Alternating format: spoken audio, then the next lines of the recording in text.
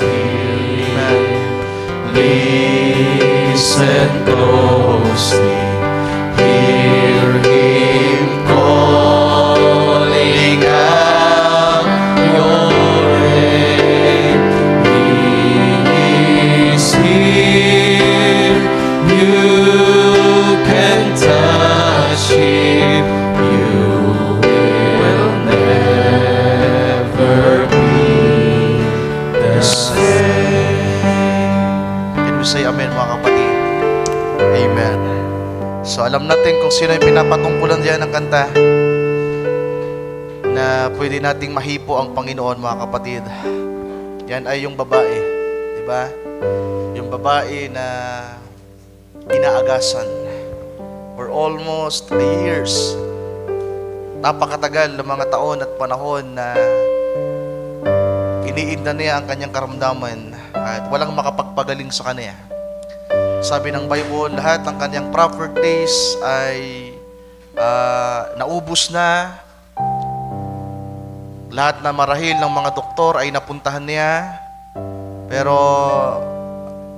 walang makapagpagaling sa kanya, mga kapatid. Kaya nang niya ang Panginoon, ginawa niya ang lahat para lamang malapitan ng Panginoon by faith at mahipo. At nang mahipo niya ang Panginoon, mga kapatid, by faith, hallelujah, tumanggap siya ng kagalingan. At hindi na siya naging kagaya ng dati. So tayo rin naman sa gabing ito, kung meron tayong pananampalataya at iniisip natin sa puso natin na kung malalapitan ko lang ang Panginoon, kung makakalapit lamang ako sa Kanya at mahawakan ko siya, alam kong gagaling ako. Hindi lamang sa physical, kundi lalong-lalo sa spiritual, mga kapatid, na tayo ay nangangailangan ng kagalingan sapagkat meron tayong mga infirmities, meron tayong mga sakit sa kaluluwa, sa spirito na kinakailangang pagalingin ng Panginoon. Tayo manalangin, minsan pa. Dakilang Diyos, aming Ama na nasa langit, sa pangalan po ng aming Panginoong Hesus, muli kaming dumudulog sa iyong paanan. Ikaw nawa ang magsakatuparan muli ng iyong sakdal na kalooban sa aming kalagitnaan. Mangusap ka, Panginoon, sa pamagitan ng iyong salita. Gamitin mo ang iyong lingkod na iyong itinayo muli sa gabing ito upang maghatid ng iyong mga salita, Panginoong Diyos, para sa ikatututo namin at sa ikalalago namin. At hayaan ang pananampalataya na aming tinanggap mula sa iyo ay lalo pang lumago. At maghatid ito sa amin ng higit pang kapahayagan at kaunawaan upang magawa namin kung ano po ang nais mo. Hallelujah. Habang kami ay naghihintay sa iyong mga pangako, Panginoong Diyos. Maraming salamat. Aming dalangin muli na pagpalain mo ang mga pinagpala mong salita sa aming mga puso sa gabing ito. Sapagkat itong aming dalangin, itong aming samo, pasasalamat sa iyong dakila at banal na pangalan, aming Panginoong Jesucristo. Amen. And amen. Ating palakpakan ng Panginoon, mga kapatid. Tayo magbasa ng kasulatan sa aklat ng 2 Corinthians chapter 12, verse 9 to 10.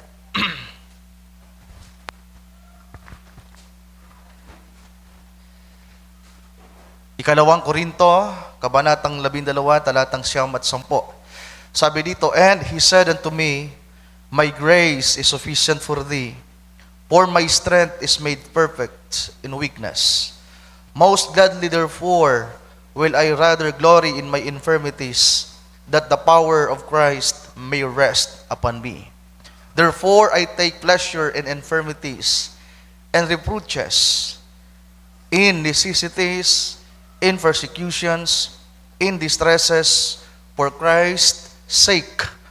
For when I am weak, then I am strong." So si Pablo po ang nagsasabi nito based sa kanyang experience. Then Hebrews chapter 11, it's all about faith, yung nasa Hebrews 11. Lahat ng naroon from verse 1 hanggang sa dulong bahagi ay patungkol sa pananampalataya. Verse 32. up to 34. Hebrews chapter 11, verse 32. Sa KJV, sabi dito, "And what shall I more say? For the time would fail me to tell of Gideon, and of Barak, and of Samson, and of Jephthah, of David also, and Samuel, and of the prophets, who through faith subdued kingdoms, wrought righteousness, obtained promises, stopped the mouths of lions." Verse 34, "Quenched the violence of fire, escaped the edge of the sword, out of weakness were made strong, waxed valiant in fights, torn to flight the armies of the aliens." Ang Diyos magpala sa pagkabasa ng kanyang mga salita, sabihin natin amen. Amen and amen. You may be seated, mga kapatid. Magandang gabi sa inyong lahat sa pangalan ng ating Panginoon. Hallelujah. At salamat muli sa pagkakataon na tayo ay makaparito. Sabi ko nga, ang makaparito tayo sa gawain, sa kabila ng ating mga kapaguran at kaabalahan at mga pinagdaanan sa buong maghapon sa araw na ito at sa 2 araw na nagdaan, ng Martes at Lunes, ay nagtagumpay tayo, mga kapatid. We overcame. Nagtagumpay tayo, kaya tayo ay nandito. We overcame. That's the reason we are here. Nandito tayo na sumasamba at umaasa sa ating Panginoong Diyos na Siya ay merong gagawin muli sa ating kalagitnaan. So bago tayo mag-proceed sa preaching of the word, ay nais kong mag-announce, mga kapatid. Alam naman ninyo, marahil all of us, halos majority ay alam na meron na tayong lisensya. Meron na tayong SIC registration number. Pwede ba nating palakpakan ng ating Panginoon, mga kapatid? Hindi po yan madali. Hindi po madali na magkaroon ng lisensya. Actually, matagal ko nang gustong gawin yan. Matagal na naming plinano, pero hindi lang maisakatuparan. Pero dahil sa mga kaparaanan ng Panginoon, we meet Pastor Nestor. Then, nung last na visit nila, I asked him paano kumuha ng... sabi ko, "Pastor, pwede nyo ba akong tulungan na makakuha ng rehistro sa SEC?" At sabi ni Pastor, si Tomas ang kausapin mo. At actually, nung andun kami sa Bacolod, kinausap ko na yon si Pastor Tomas. Pero nahiya lang talaga akong i-approach ulit siya dahil hindi naman kami close. At alam ko na medyo hindi rin siya, kumbaga kung hindi mo siya kakilala at ka-close ay talagang para ang hirap i-approach, mga kapatid.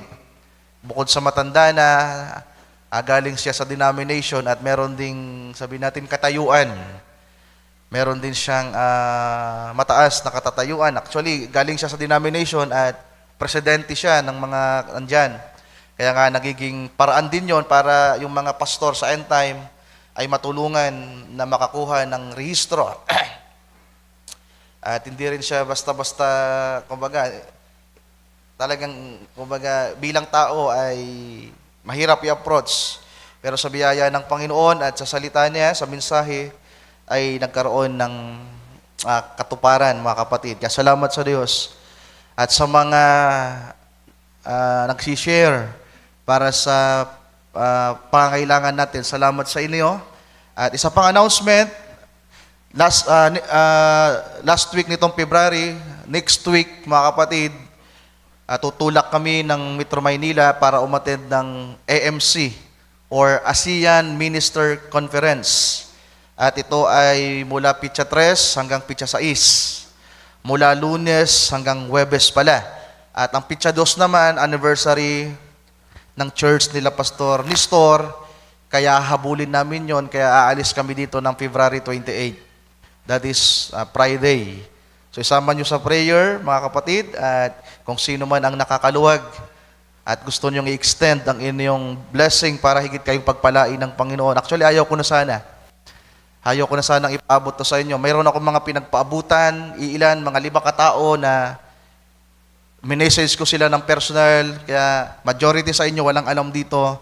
minessage ko lang yung ilang mga taong alam kong makakatulong na mag-finance sa amin, magdagdag ng finance para sa aming paglarga at sa contributions ng mga ministers dahil magkakandak ng fellowship sa hotel tutuloy. Kami nga, di ko pa alam kung sa kami tutuloy. Siguro doon na lang kami kay Pastor Nestor para makatipid.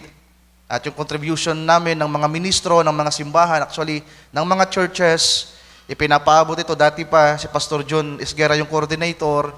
Every Saturday evening, ipinapaalala yung contributions para daw may announce sa church.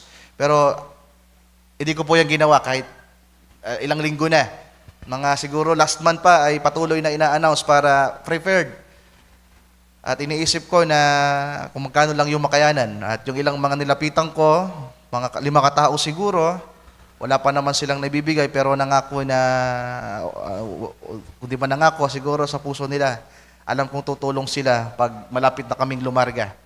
At yung target ko nga po, nung makausap ko si Pastor Nestor nung isang gabi, at si Pastor John, sabi ko sa Pitsa 25, kako kami magsishare ng aming contribution.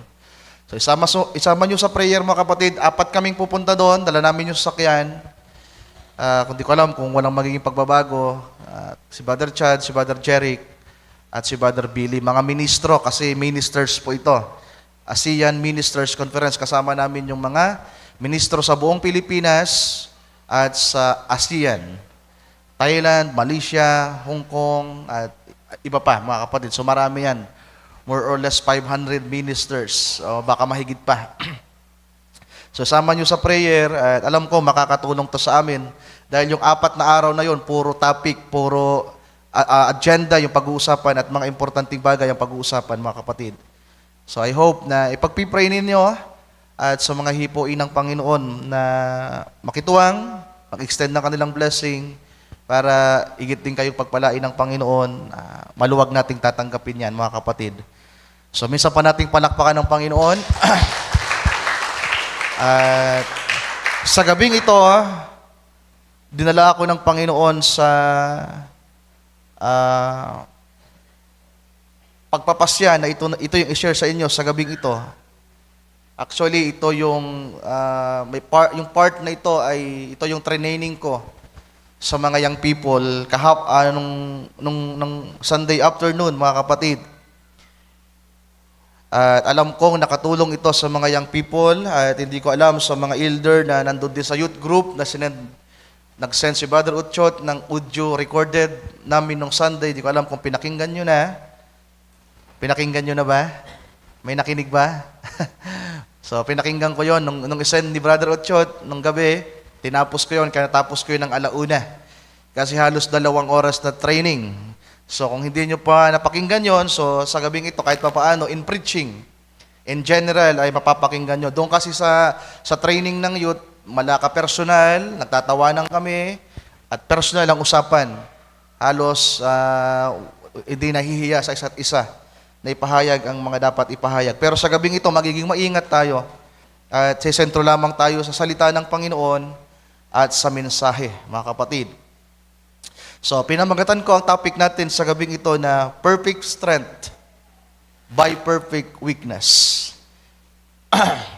Title din po ito ni Brother Branham sa kanyang preaching.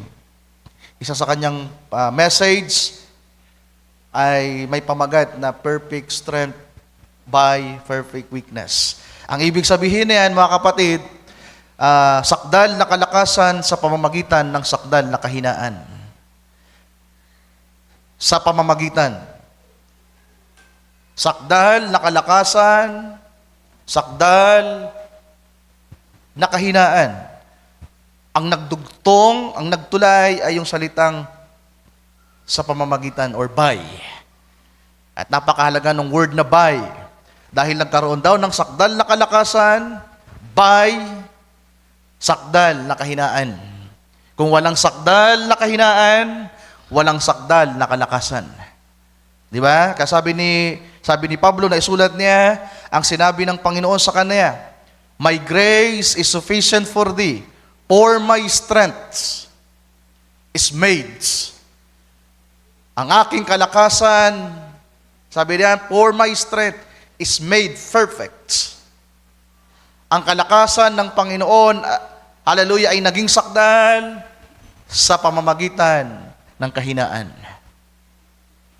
At nilinaw ko sa mga youth na kinakailangang malaman natin at maintindihan natin at tanggapin natin na meron tayong kahinaan, mga kapatid. Sabi ng propeta sa unang quote natin, meron akong 8 quote. Isulat mo, itype mo, Sir Mary Ann, make us to know our weakness. So ang ilan dito ay mga maikli lang. Gusto ko lang magbasa ng message, mga kapatid, para tingnan natin na ang ating propeta ay nakita ang kahinaang ito sa kanyang sarili, sa simbahan, at sa mga mananampalataya. Make us to know our weakness. Sa pangaral niyang Go Awake Jesus, 1963, ito ay part na ng kanyang panalangin sa dulong bahagi. So sana masundan agad ni Sir Mary Ann niya, paragraph 188.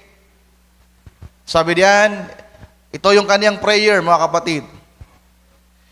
Come down, Lord Jesus, into our hearts. Manaog ka, Panginoong Yesus, sa aming mga puso. Make us to know our weakness. Ipakilala mo sa amin, Panginoon, ipaalam mo sa amin, Panginoon, ang aming mga kahinaan. At napakahalaga na alam natin, mga mahal kong kapatid, kung ano yung ating kahinaan. Di ba? Para hindi natin yan tatakasan, hindi natin yan pagtatakpan, hindi natin yan isasawalang bahala. Dapat alam natin kung ano yung kahinaan natin. Dahil kung hindi natin alam yung kahinaan natin, paano natin yan pagtatagumpayan? Paano natin babantayan ang ating sarili? Paano tayo mag-iingat sa ating sarili? At kung may mga taong makakakita ng kahinaan natin, pupulaan tayo, pagsasabihan tayo, i-review tayo ng pastor, magagalit tayo at magtatampo. Pero kung alam natin ang ating kahinaan at ipinagkakatiwala natin sa Diyos, ang bagay na ito at inihingi sa Kanya ng tulong, then magagawa nating tanggapin ang mga payo, ang mga pangangaral, ang mga saway. Amen. Pero kapag hindi natin alam ang ating kahinaan at tinatago natin, ikinukubli natin, at iniisip pa natin na wala tayong kahinaan, there's a problem, mga mahal kong kapatid. Kaya nga sabi ko sa mga young people, kinakailangan alam nyo na meron kayong kahinaan at tanggapin nyo ang bagay na yan. At sabi ng prophet, napakahalaga na dumudulog tayo sa Panginoon. Lord, ipahayag nyo po sa akin, ipaalam nyo po sa akin ang aking mga kahinaan.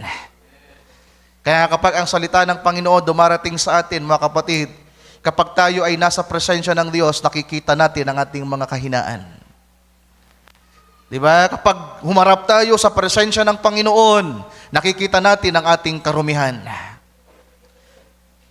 Kapag ang kaluwalhatian ng Panginoon ay biglang dumating, ang isang anak ng Diyos ay nagpapakumbaba sa Panginoon na umiiyak. Di ba? Walang sino mang nagmamataas sa Diyos kapag ang presensya niya ay nandiyan.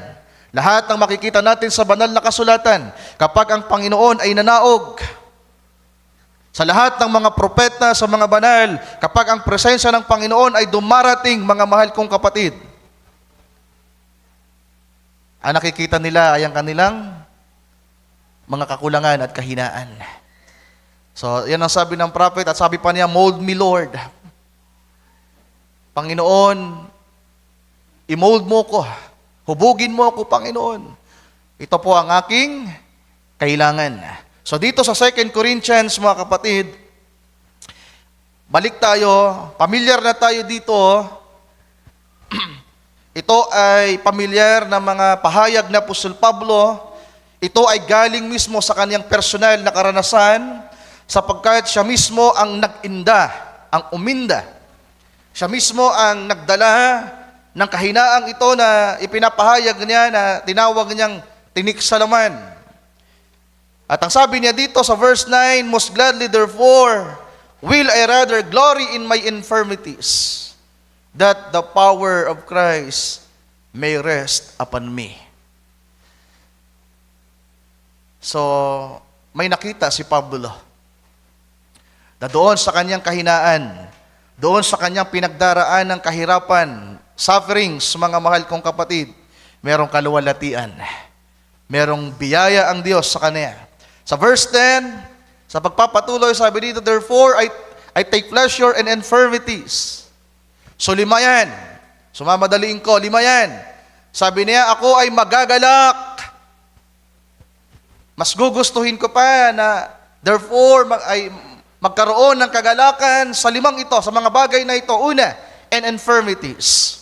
Ano yung infirmities, mga mahal kong kapatid? Yan ay physical or mental weakness. Infirmities.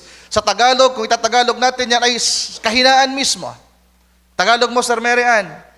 Yeah. Ang Tagalog mismo ng infirmities, kahinaan. Mga kahinaan. Balik mo sa KJV. So, ang kahinaan ay pwedeng sa physical, pwedeng sa spiritual, sa utak, sa puso. Ang pangalawa ay in reproaches. Pag sinabing reproaches, mga kapatid, yan ay mga pananalita na ibabato sa iyo ng mga negatibo. Tutuyain ka ng mga tao. It's either negative na nakikita nila sa buhay mo o positibong bagay na ginagawa mo na hindi nila maintindihan, na kagaya ng pagsisimba ninyo, na kagaya ng pagsusuot nyo ng tamang kasuotan, may mga taong magsasalita laban sa inyo. At kung kayo naman ay isang Kristiyanong hindi pa malago, isang Kristiyanong matigas pa ang ulo, pwede nyong marinig ang mga salita sa labas. Nasasabihin ng mga tao, pasimba-simba pa naman ito, ganyan naman palang ugali. Pasimba-simba pa, tapos ganyan kung makasagot sa magulang. Pasimba-simba pa, pero tamad sa bahay. That's reproach.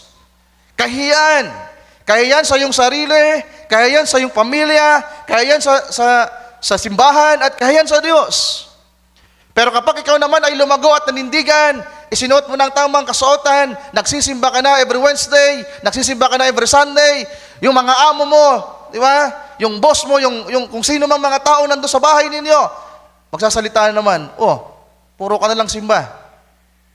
Wala ka nang nagawa sa bahay. Another reproach. Pero mas gusto ko yung ganong reproach. May paninindigan. Kesa naman nare-reproach ka, simba ka ng simba, tigas naman ang ulo mo. Di ba? Kaya sabi ni Pedro, kapag tayo ay napintasan sa pangalang Kristiyano, dahil ginagawa natin ang kalooban ng Diyos, mapalad tayo. Pero kung tayo ay napipintasan bilang Kristiyano, sa pangalang Kristiyano na magnanakaw, na sinungaling, ang napipintasan ay ang pangalan ng ating Panginoon. Mga kapatid, kaya kinakailangan nating mag-ingat. At dapat alam natin yung ating mga kahinaan para alam natin kung saan natin ito ilulugar, alam natin paano ito harapin, at alam natin kung ano ang idudulog natin sa Panginoon. Ang pangatlo, and necessities. Yan, yung mga pangangailangan, mga pagkakautang natin. Mga nangungutang na hindi nagbabayad, nangako na magbabayad na hindi nagbayad. Maraming mga pangangailangan ng isang estudyante, ng isang pamilya, ang mag-asawa, nag-aaway dahil sa pangangailangan. Pag wala nang laman yung rep, di ba? Kapag wala nang maisaing, walang ulam, mag-aaway yung mag-asawa. Yung mga anak magdadabog. That's part of our experience, mga kapatid. Struggle in life. In general, lahat yan kahinaan, kakulangan. So sa mga pangangailangan, marami tayong kailangan. Kahit hindi tayo makapag-ambag, hindi tayo makapag-share, hindi tayo makapagbigay ng may kaluwagan sa puso, kasiyahan at katapatan dahil wala tayo. And necessities. Another thing, sabi dito, in persecutions. Mga pag-uusig. Halos same na rin yan doon sa reproaches. Yung reproach nga lang, salita. Pero itong persecution, pwede tayong pinagbabantaan na, hinahabol na, pinagtatangkaan na kung ano-ano, inuusig. At panglima, in distresses. Ito yung matinding kalungkutan.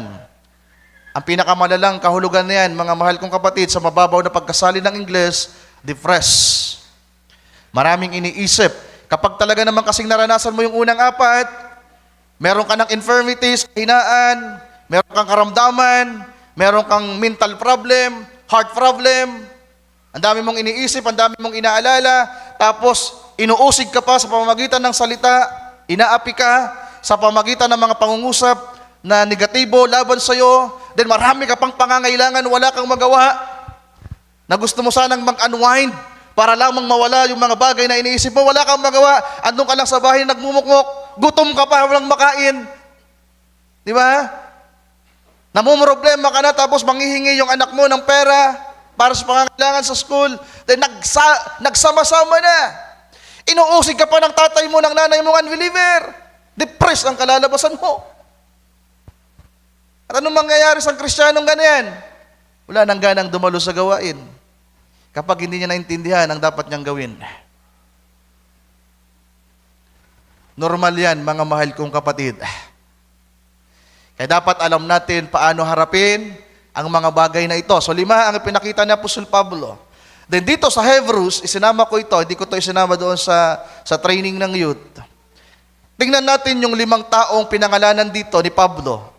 Gideon, Barak, Samson, Jephthah, David. O 6, si Samuel. Inihiwalay ko Samuel.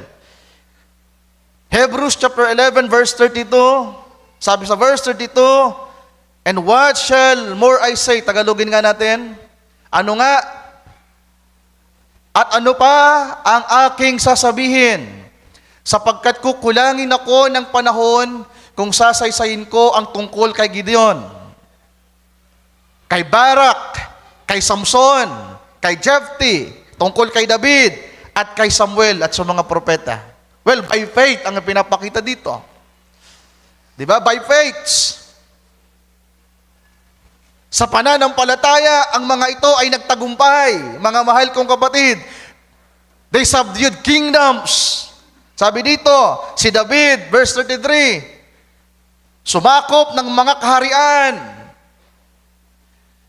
Si Moses, bagamat wala dito, pero sabihin na natin itong si David ay sumulat ng mga awit na ang kanyang naisulat ay patungkol sa katwiran at nagsipagtamo ng mga pangako. Nagpatikom ng bibig ng mga leon. In verse 34, igil, pinahinto ang naglalagablab na apoy. Di ba? Nakatakas sa mga tabak. At dito sa part na to, sabi dito, out of weakness, were made strong. By faith, they overcame, mga mahal kong kapatid. Sa pananampalataya, nagtagumpay sila. Yung mga labanan na nangyari, they subdued kingdoms, well, that is panlabas. Ang kalaban mo ay ang mga taong nasa labas, mga bansa, mga kaaway, apoy, leon. Pero pag sinabing out of weakness, were made strong. Kalanan yung 6 na tao na nagtagumpay, pero sino-sino ang mga taong ito? By faith, Gideon. Sino to si Gideon? Duwag. Tama ba? Ang pagiging duwag ay isang kahinaan.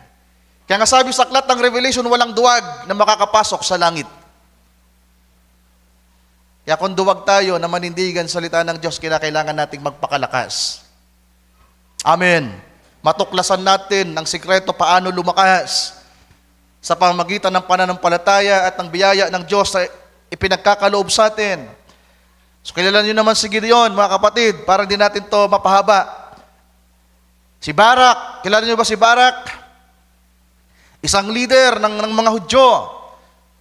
Duwag din. Pero ang dahilan ng kanyang pagpag o karuwagan ay lack of faith. Wala siyang pananampalataya nung una. Ipinapakita ang nagtagumpay siya sa pamamagitan ng pananampalataya, pero nung una, lack of faith. You can search that. Sapagkat nang sila ay lalaban na, mga mahal kong kapatid, takot siyang pumaroon sa laban. Alam niyo ba yung kwento ni Barak? Nang sila ay lulusob na, lalaban na sa mga kalaban, ayaw niyang pumaroon, takot siya. At ang sabi niya, hindi ako paparoon, na hindi ako sasamahan ni Deborah. Hindi ako lalaban na hindi ko kasama si Deborah. Kailangan kasama ko si Deborah. At ito yung problema sa mga mananampalataya, kagaya din natin. Si Deborah, pwede natin itong itipo sa iglesia. Di ba? Yeah. Pagbabae, tumitipo sa iglesia.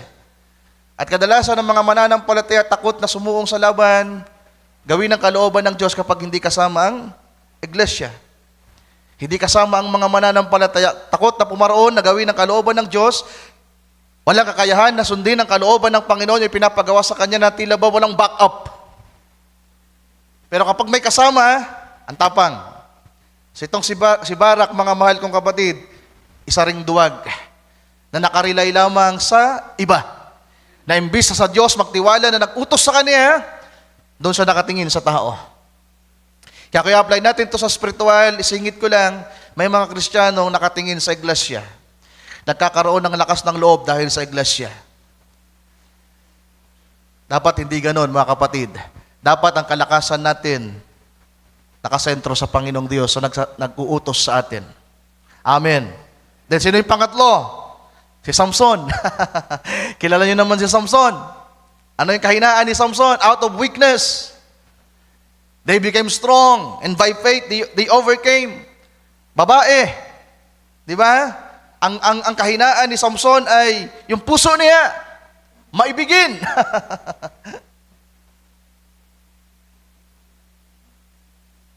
Si Jephthah.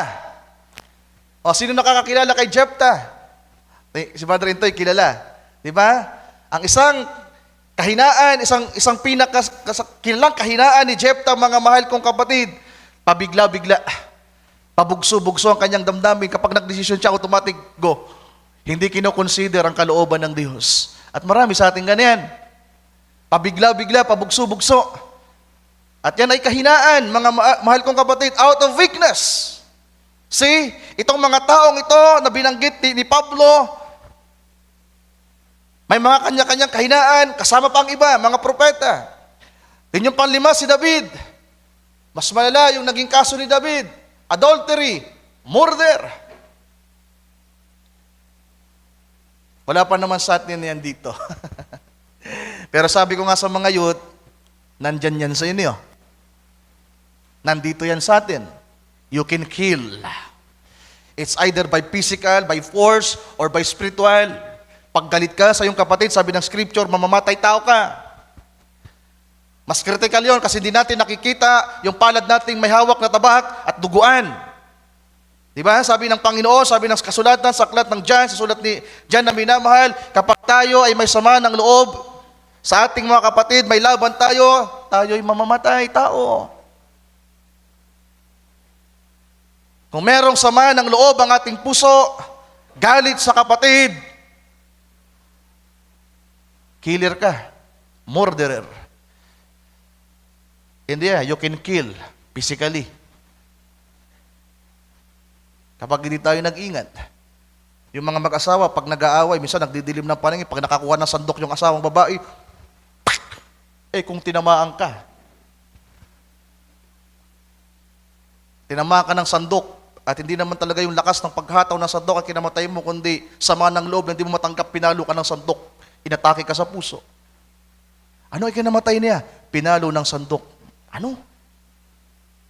Ayon sa autopsy, heart attack. Kasi habang nung pinalo siya ng sandok ng asawa niya, di niya matanggap, pinalo ako ng sandok ng asawa ko. O sino dito napalo na ng sandok? O kaya inundayan ng kutsilyo habang nasa kusina. O mga brother, kayo nakakaalam. O kaya naman yung mga asawang lalaki, sinipa ng kanyang asawang babae. Siniko, tinadyakan, sinuntok. May gumagawa ba niyan? Sana wala. Dahil kung meron, weakness yan. At critical yan, mga mahal kong kapatid. Salamat na lang sa biyaya ng Diyos, binabago tayo ng Panginoon. Nature natin na yan. Yung dati nating pagkatao na yan. Yung sticky nature, yung serpentine nature, yan. Sa namang yan. Kaya kung hindi tayo mag-iingat, mga mahal kong kapatid, at kung hindi natin alam paano ito harapin at idulog sa Diyos, tayo'y mag-struggle. At isa sa struggle na nakita ko, bakit naging topic ko ito sa youth, dahil marami sa mga kabataan at sa mga mananampalataya, na dumaranas ng kanilang kahinaan, ito ang dahilan kung bakit nawawala sila sa gawain. Nawawala ng kasiyahan. Pwedeng nasa gawain pa, physically, pero yung isip at yung puso, wala na. Dala-dala sa kanyang puso at isip yung mga nangyayari sa kanyang sarili, sa pamilya, sa asawa, sa mga anak, sa school, sa trabaho. Because of weaknesses. Nag-struggle ka at kung minsan wala nang ganang pumaroon sa gawain, yung mag-asawa presente sa church pero hindi masayang nagsisimba. Yung mga mag-anak, tama ba? Mga mag-anak, tatay at nanay at mga anak, pumaparoon sa church na hindi masaya. Uuwi sa bahay na hindi masaya. Dahil merong mga iniingatan sa puso at sa isip na mga kahinaan, at yung mga kahinaan na yun ay nangyayari. Diba? Yung kahinaan ay merong nangyayari. Merong aktibidad na nangyayari. Kaya nga pinag-aralan namin, saan ba nangyayari ang mga kahinaang ito, mga kapatid? Anywhere. Kahit dito sa church, pag nagmi-meeting kami, lumalabas yung kahinaan. Mga ministro na mismo. Kung nangyari na sa amin dito sa baba, dalawang elder natin, nagsasagutan, lakas ng boses, sa harapan ko pa. Tahimik lang ako nakikinig sa kanila. Gusto ko nang pag-umpugin. Nalala mo, Brother Billy? Walang mga respeto to sa isip-isip ko lang, sa puso ko. At gano'n sa meeting. Kahit saan, pwedeng ma-experience yung weakness, lumitaw yung weakness. At lalo sa bahay, na kayo-kayo lang. Diba? Sa school, na ikaw lang yung nandoon. Sa trabaho, na ikaw lang yung nandoon. At sa mga pag-alis mo, pagliliwali, kung saan ka man pupunta, kagaya ng alibugang anak, kapag wala kang kasamang mananampalataya, nagsosolo ka, you are in danger. You are prone. Tama ba? Lahat ng weaknesses na naroon sa iyo, sa lamang yan, lilitaw. Yung nature na makasalanan. Kaya nga napakahalaga ng fellowship. Pinapatay natin yung kahinaan ng laman. Napakahalaga ng mga gatherings. Napakahalaga ng mga sharing na ang lagi mong kasama mga mananampalataya. Subukan yung magmukmok sa bahay tapos ang dami yung problema. Nako, lalo kayo ilulubog niyan. Pag may problema kayo sa bahay, pumunta kayo sa simbahan. Kung nag-away kayo ng asawa mo, hindi nyo na maayos, pumunta kayo sa simbahan, magsama kayong pumunta dito sa church. Confess it. Di ba? Ipahayag nyo, humingi kayo ng tulong sa pastor kung kung iningi nyo ng tulong sa Diyos at tila ba mabigat pa rin. Yung asawang lalaki, nag-pray na, humingi na ng tulong sa Panginoon, ganon din yung asawang babae, pero ang bigat pa rin, nagsasama sa bahay na hindi nagkikibuan, ano dapat gawin? Bilang lalaki, dapat yung lalaki yung magsabi, tara, punta tayo sa church. Ang problema, kung ayaw na asawa mo, panibagong away yan. Dapat alam mo kung paano i-handle. At ang kaso pa niyan, pag idinaman niyo yung pastor sa away niyo. Di ba? So Samuel, mga kapatid, ang pang-anim, Samuel. Ano naman yung kahinaan ni Samuel? Samuel is a great prophet. He was a great prophet. Pero ang naging weakness niya, major weakness niya, pagiging tatay mismo. Hindi niya napalaki ng wasto at tama ang kanyang mga anak. Di ba? Yung pagiging tatay niya, hindi niya napalaki ng maayos ang kanyang mga anak. At naging corrupted ito. At ito ang naging katitisuran sa bayan ng Israel. So, meron akong mga nilista dito, mga mahal kong kapatid. Hindi ko na papalawakin para makatipid tayo sa oras. Meron akong 7 nilista dito. Una, dapat nating alamin at malaman na meron tayong kahinaan. Alam na yun ng mga youth. Kagaya ng prayer ng prophet, Lord, bumaba ka, manaog ka sa aming puso at ipaalam mo sa amin, Panginoon, ang aming mga kahinaan. Pangalawa, ngayong alam mo na meron kang kahinaan, ano-ano ang mga kahinaan mo. Dapat inaalam mo kung anong kahinaan mo. Dapat alam mo kung anong kahinaan mo. Dapat meron kayong panahon na magbulay, Inaalam kung ano yung mga kahinaan nyo, mga mahal kong kapatid, major and minor weaknesses. Pangatlo, saan ito nangyayari? Di ba? Kadalasan, sa panahon na nagsosolo ka. Father Unad, di ba? Sa panahon na nagsosolo ka, nag-tricycle ka dati, kausap mo mga unbeliever, pag nagmura yung unbeliever na kasama mong driver, pag di ka naging maingat, mapapamura ka din. Pumunta ka sa okasyon, nagsosolo, sabi nung pinsan mo, tagay. Tagay. Di ba? Naglalakad ka lang dyan sa kalsada, nadaanan mo yung mga nagiinuman, sabi nung mga nagiinuman, ayan, tagay ka. Sabi ko, hindi ako umiinom. O kung hindi ka umiinom, magbigay ka na lang sa amin ng pandagdag na pambili ng alak. O, tanggapin nyo yan. Yan, nararanasan ko yan mga kapatid. Kadalasan ganyan ang ginagawa ko kapag mayroong mga nagiinuman dyan na hinaharang ako, pinapainom ako. Sabi ko, di pa ako umiinom. Then ang sunod yan. O, yun na lang yung kahinaan ko. Dadagdagan ko yung alak nila. At baka yung ipinandagdag ko sa alak, yung pa yung maging trigger point na hindi sana masyadong malalasing. Yung 1,000 binigay ko, bumili pa ng isang case, naging dahilan para nagkalabo-labo na. Di ba? Sasabihin nila, kung di na kasi si Ryan nagbigay ng 1,000, sana yung mga asawa namin nag-uwian na, hindi sana nagsuntukan at sapakan.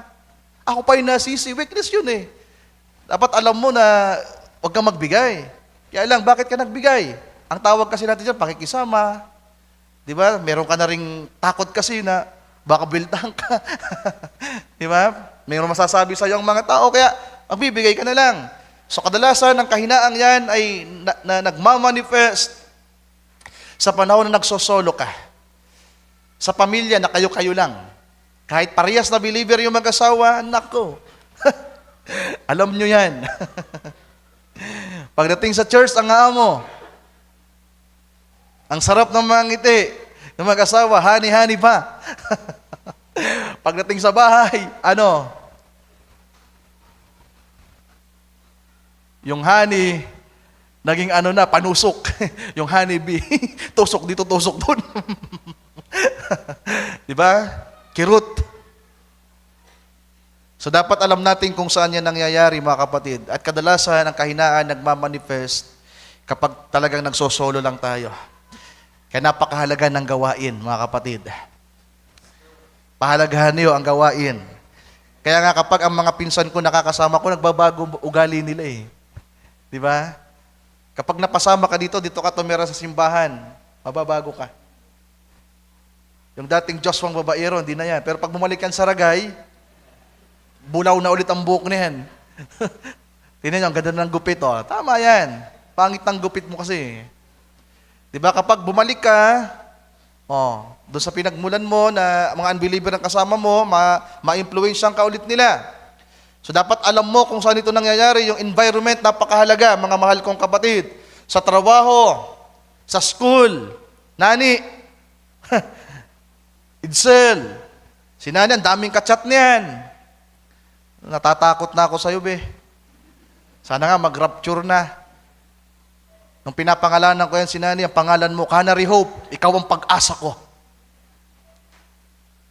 Diba? Yeah. Pag-asa ko yan si nani.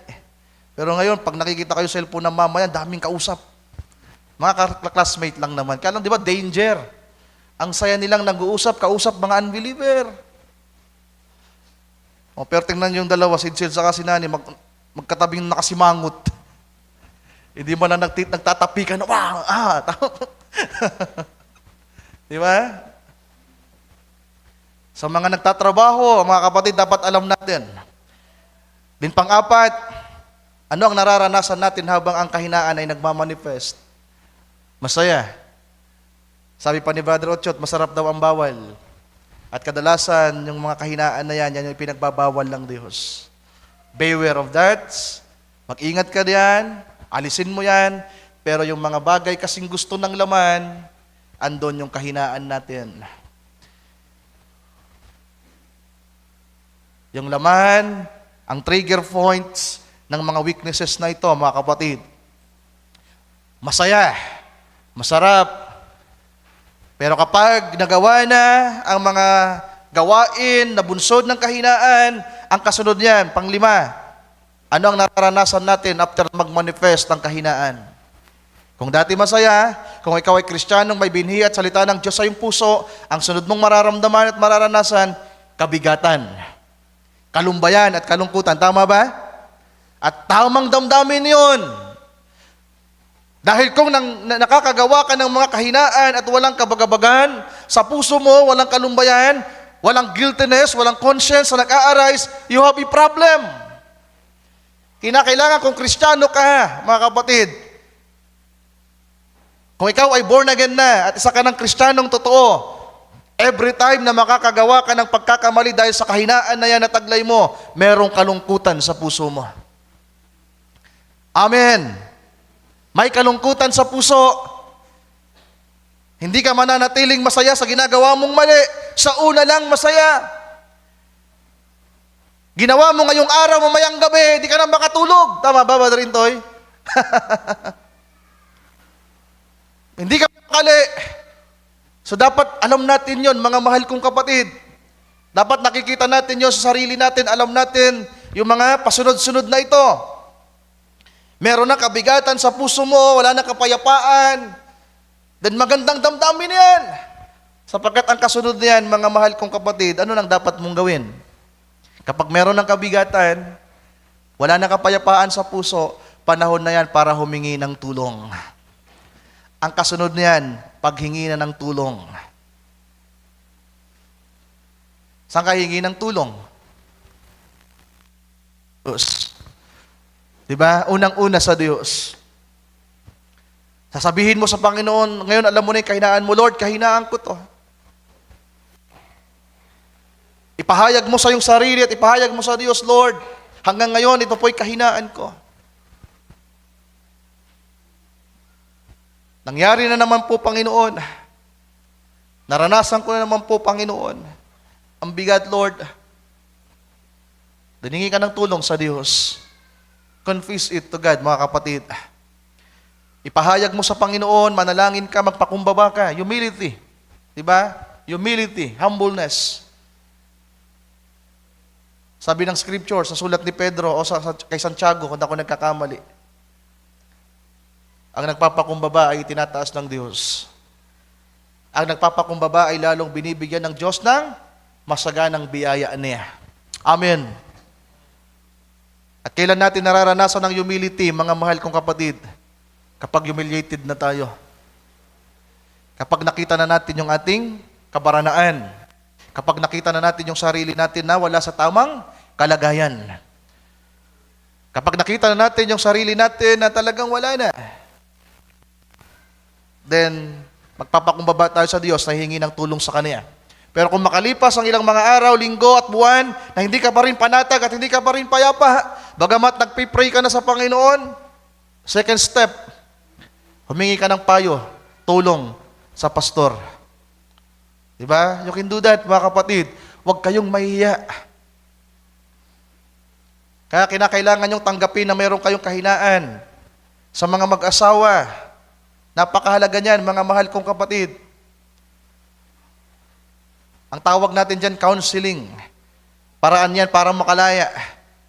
Kung hindi nyo kayang ayusin yung problema, hindi mo kayang ayusin yung problema mo, problema nyo mag-asawa, sa anak, itinudulog muna sa Diyos at tila ba hindi ka pinapakinggan ng Panginoon kasi merong gusto ang Diyos na ibang paraan. You have the pastor. At ang gagamitin ng Panginoon ay ang lingkod niya para iayos yung buhay natin, para turuan tayo magpakumbaba, gumalang at rumespeto sa lingkod ng Panginoon. Tama ba? Mga kapatid, ipahayag niyo. Kinakailangan niyong i-confess ito. Sinabi niyo sa Diyos, then sabihin niyo sa lingkod ng Panginoon, huwag kayong mahiya. Yan ang problema natin, nahiya tayo eh. Kaya dinadamdam na lang natin, sinasa loob na lang natin. Takot tayong mabulgar yung ating mga weaknesses. Alam nyo, mga mahal kong kapatid, pag takot tayo na ipahayag niyan, tayo rin po ang mahihirapan. Alam nyo, habang nagbubulay ako, Nung tayo po ay mga bata pa, mga mahal kong kapatid, isa sa nakakaalam ng mga kahinaan natin kung ano meron sa atin ang ating mga magulang. Ang tatay natin. Alam ng tatay natin kung sino tayo at ano tayo.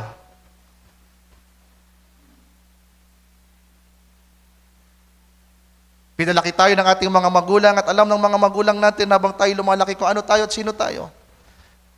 Sa laman, magulang sa laman, tatay sa laman, pero higit ating tatay sa langit, ang ating Diyos, alam niya ang lahat sa atin. At kahit man ang mga manggagawa, ako alam ko, mga mahal kong kapatid, alam natin. Alam nyo na merong kahinaan si Brother Wright, alam ko na merong kayong kahinaan. Diba? Kaso, ang isang pumipigil para may pahayag, may confess, lumaya, yung hiya, yung takot mabulgar, kainiingatan na lang. Well, kung kaya niyo, you can do that. Kung kaya niyong dalhin yan sa inyong sarili, na walang kabigatan at magkaroon kayo ng kapayapaan, it is between you and the Lord, then it's okay. Pero kung taon na may problema ka sa kahinaan na yan, sa pamilya, then ang kailangan mo, tutulong sa'yo, na magpipray sa'yo, mag-a-advise sa'yo. Sa mga mag-asawa, kung asawa mo hindi pa rin nagpapasakop, may problema ka, 3 years, 4 years na. Di ba? Sabihin mo, pera yan. Asawa ko ganito. May mga gumawa na yan, mga kapatid. Kaya lang di lahat. Pero siguro, okay kayo. At sana nga okay tayo, mga kapatid. So, kinakailangan natin humingi ng tulong, una sa Diyos, din sa mga lingkod ng Panginoon, sa manggagawa. At kinakailangan natin itong harapin, mga mahal kong kapatid. At meron din ako ditong nilista. Paano natin ito haharapin? 7 din, mga kapatid. Isulat niyo. Yung una natin kanina, meron tayong kahinaan. Ipinapalam sa atin ngayon na meron tayong kahinaan. Binasa natin yung quote ng prophet na nagpipray siya, na ipaalam sa kanila, sa atin ang kahinaan. Then kung maiintindihan natin yan, number 1, how to deal or to handle our weaknesses, our struggle in life. Accept it. Number 1, accept it. You need to accept na meron kang weaknesses. Hindi mo yan dapat ikahiya. Kumbaga, bagamat alam mo sa iyong sarili na nakakahiya. Kasi nga kahinaan yan, kakulangan yan, nakakahiya naman talaga sa Diyos. Nakakahiya sa iyong sarili. Nakakahiya na malaman ng lahat, pero you need to accept it. Maging totoo ka sa Diyos. Ang tawag ko dyan, humility, mga kapatid. Kapag ang isang tao kasi ma-pride, hindi talaga mag-a-admit yan na mahina. At ayaw ng Diyos ng ganun. Kahit sinasabihin na, kapatid, ginawa mo to, hindi ko ginawa yan. Di ba? Kapatid, meron nakakita sa'yo ng ganito, ay hindi Kuya Ryan, hindi. My goodness. Imbis na makalaya ka, nagsinungaling ka patuloy. Di ba? Dahil nahihiya kang i-admit, i-accept yung kasalanan yung kahinaan na nagbubunsod para magkamali ka, magkasala ka, then nagkapatong-patong patuloy. So you need to accept it. Then pangalawa, admit it, mga kapatid. Pag natanggap mo na mahina ka din, sabihin mo to sa iyong sarili. Panginoon, kahinaan ko po ito. Ryan, hanggang ngayon, kahinaan mo to. Kausapin niyo yung sarili niyo. Si David, ginagawa yan, mga kapatid. Encourage yourself. Di ba? Sabi ni David, kaluluwa ko, ganito, ganyan. Kausapin niyo yung sarili niyo. Dapat alam niyo sa sarili niyo na taglay niyo, kahinaan na yan. You need to admit that, mga kapatid. Then dito, sa pangatlo, bagamat sinabi ko na kanina, dito sa how to handle na, ang pangatlo natin ay ask for help. Una, accept it. Then pangalawa, admit it. Ipahayag mo. Then nakasunod niyan, hingi ka ng tulong sa Diyos at sa lingkod ng Panginoon. Pang-apat, Kung humihingi ka ng tulong sa Diyos sa lingkod ng Panginoon, you need to confess it. Halimbawa, lalapit kayo, Kuya Ryan, pwede niyo po ba akong tulungan sa problema ko? Brad, ano bang problema mo? Kuya Ryan, sa akin na lang yun. Paano kita papayuhan? May mga ganun eh. Kuya Ryan, pwede bang clue na lang ganito? You need to confess it. Kinakailangang ipahayag mo lahat para lumaya ka. Di ba? Ang tawag natin dyan, mga mahal ko kapatid, pasok pa rin dyan sa humbleness, humility, magpapakababa ka. Para lang maitaas ka ng Diyos, mailift up ka niya sa abang kalagayan. Then kung yan ay naipahayag mo na pang-5, nasabi mo na yung dapat mong sabihin, dapat handa kang makinig. Ask for guidance. At kahit nga hindi ka humingi ng payo, ibibigay ng manggagawa ang payo sa iyo kung ano dapat mong gawin. Kasi kahit nagpahayag ka ng kasalanan mo, kung matigas ang ulo mo, mauulit at mauulit lang yan. Tama ba eh? Dapat, kung handa ka nang humingi ng tulong para makalaya sa kahinaan na yan at mapagtagumpayan na yan, dapat alam mo na isa sa paraan para i-deal ang weakness na yan, dapat handa kang makinig. Amen. You are willing, mga kapatid, na magpapayo, to receive advices, counsel, sa mga lingkod ng Panginoon. Then kung napayuhan ka na, na-confess mo na, naipahayag mo na, then pinayuhan ka, halimbawa dito sa church, pinayuhan, uuwi ka sa bahay, di dapat, leave it. Iwanan mo na. Take your burden to the Lord and leave it there. Amen. Huwag kang uuwi na dala mo pa rin yung kabigatan mo. Leave it. Then just go on. Magpatuloy ka. Umatin ka sa Linggo, umatin ka sa Miyerkules, kahit ako confess lang ng kasalanan mo, ng kahinaan, ng pagkakamaling nagawa. Amen. Huwag maging dahilan yung mga weaknesses natin para mawalan tayo ng gana sa pagdalo. Dapat nga, sabi ni Pablo, I rather glory in my infirmities. Amen. Mamaya magbabasa tayo ng mga quote ng prophet, mga kapatid. Then, pampito, kapag umuwi ka na sa bahay, nagpapatuloy ka na ulit, naipahayag mo na yung kasalanan mo, yung pagkakamali mo, bunsod ng mga kahinaan, pinayuhan ka ng manggagawan, dapat ganito ang gawin mo.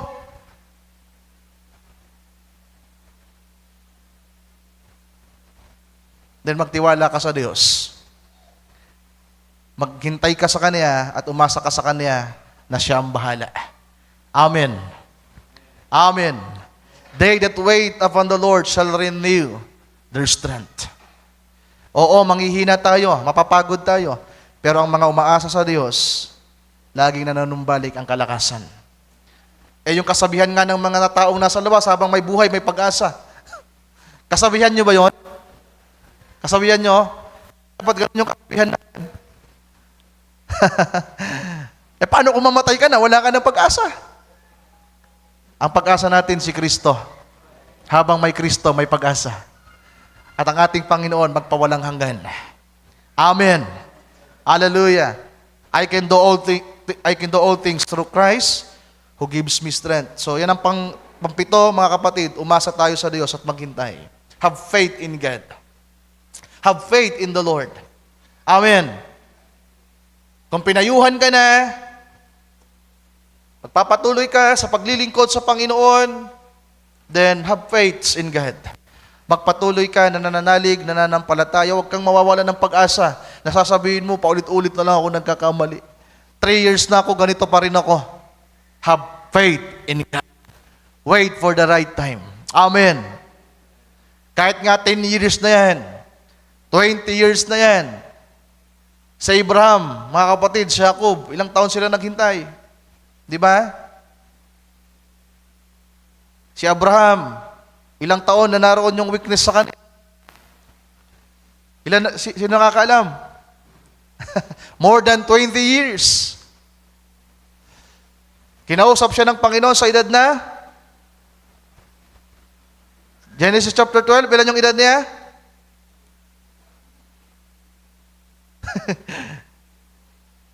Ilan? Lahat tayo nakalimut ha. Kaya ako kayo tinatanong kasi nakalimutan ko din. Si 30 ba? Si 37? Si 35? 75? Tama. Kasi 99. Nang muling mangusap ang Panginoon sa kanya, sabi doon, Abraham, magpakalakas ka at magpakatapang. Walk before me. Be thou perfect. Ang edad noon ni Abraham, ilan? 99. Yung Genesis chapter 15, ang edad niya 99, kaya after 24 years,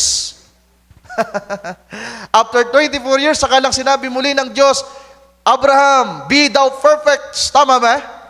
Tingnan nga natin mga kapatid, mahirap magkamali.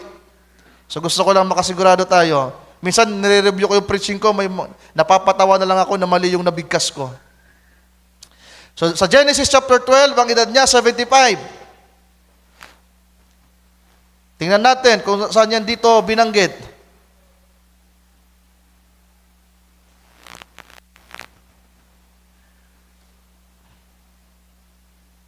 Tulungan niyo ako maghanap. Ha? 17 na, Brother Billy? Yung ang edad niya ay 75? Oo, 75. Verse 4. Genesis chapter 12, verse 4. Yeah. Kaya't yumaon si Abraham ayon sa sinalita sa kanya ng Panginoon, at si Lot mama sa kanya. At si Abraham ay may 75 taon nang umalis sa Haran. Then Genesis 17 pala yung isa. Dito sa Genesis 15, nangusap ulit ang Panginoon sa kanya, pero dito sa 17, chapter 17, yung walk before me. Sabi dito, sa Genesis 17:1, sa KJV, so magandang sariwain ito. Sabi dito, and when Abram was 90 years old in 9, di ba? After 24 years, the Lord appeared to Abram and said unto him, I am the Almighty God. Walk before me and be thou perfect. Be thou perfect, Abraham. After 24 years. Meaning, yung 24 years niya, Abraham had a struggle. Tama ba mga kapatid? Nakita natin kung ano nangyari kay Abraham sa timeline na yon sa loob ng 24 years. Na-expose yung kanyang mga weaknesses, kaya kinakailangan nating maghintay. Ito sinasabi ko sa mga kabataan, na kung meron magsabi sa inyo, pasimba-simba ka pa, ganyan ka naman, yaunuman. Araw man talaga ako kadi. Pero inaasa ko kay Amang Diyos, babagon niya ako. Amen. Takasang pag sinabihan na, pasinasimba pa man ka, araw kito, tapos sa isip-isip mo, nagmumuk-muk na. Di, namigatin ka Domingo, pasupog na, no! Nagtatawa si Father Unad. Si Father Unad, hanggang man para mama. Magand problema kapag mamama, no?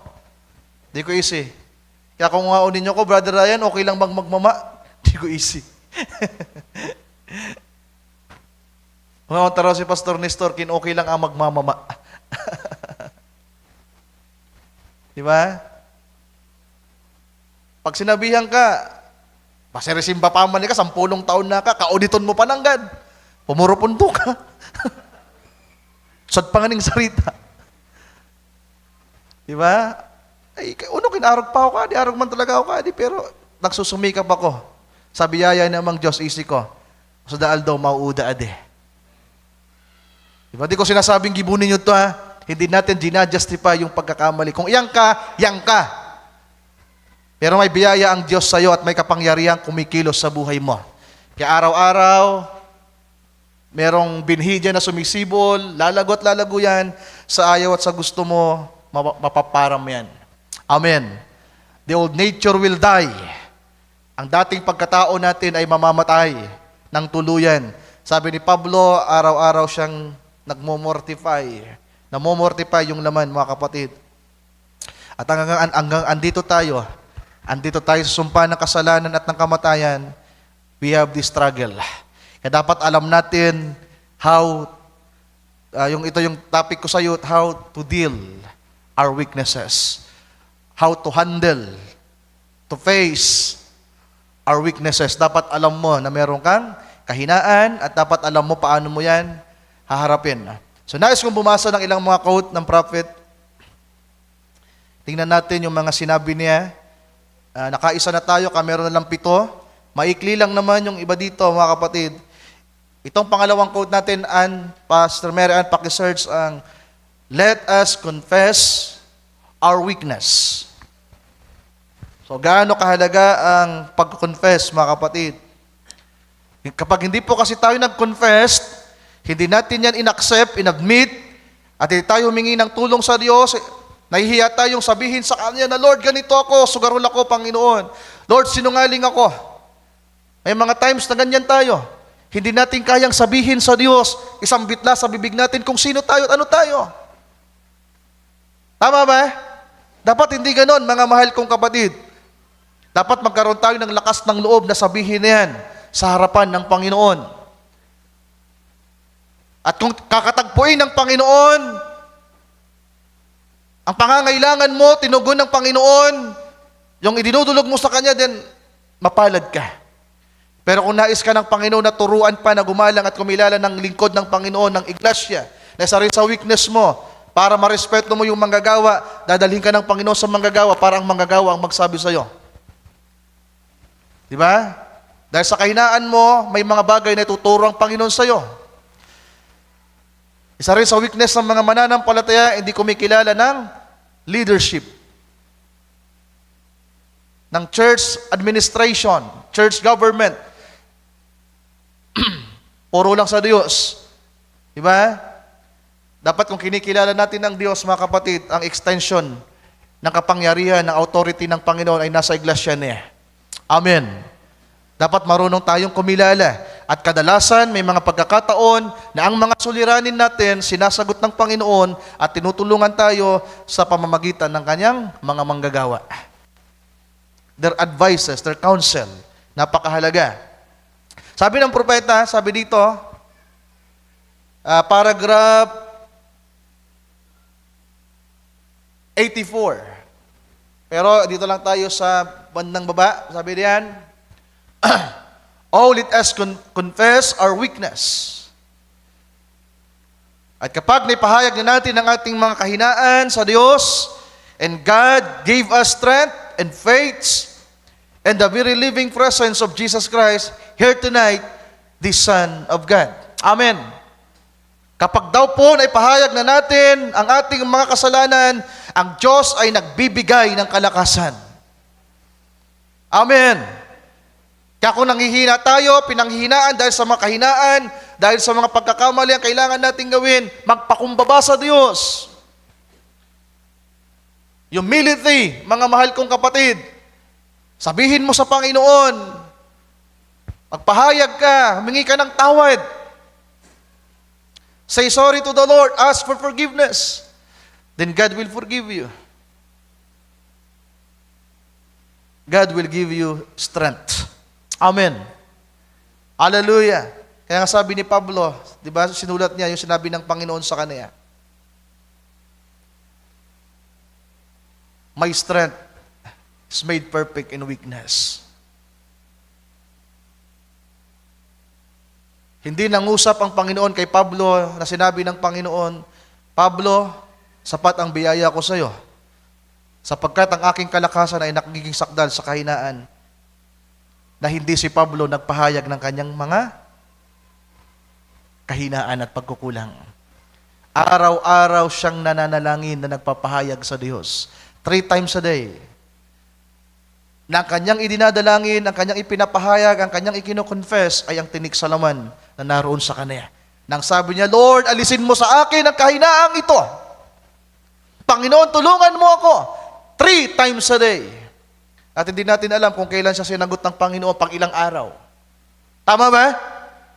Pero sa kakadalangin niya, sa kadudulog niya sa Panginoon, sa kakapahayag niya, sa kasasabi niya sa kahinaang ito, sa tinik sa lamang ito, din ang Panginoon nangusap. Nagbigay ng kalakasan kay Pablo. Amen. Kasi sino sa atin dito ang gabing ito? In spite na marami tayong struggle sa buhay. In spite na marami tayong weaknesses, malakas, masaya, walang kabigatan, tumatayo ka sa pulpito na walang kabigatan, Brother Dante. Di ba? Kapag hindi mo naunawaan to, talagang mahirapan kang tumayo dito.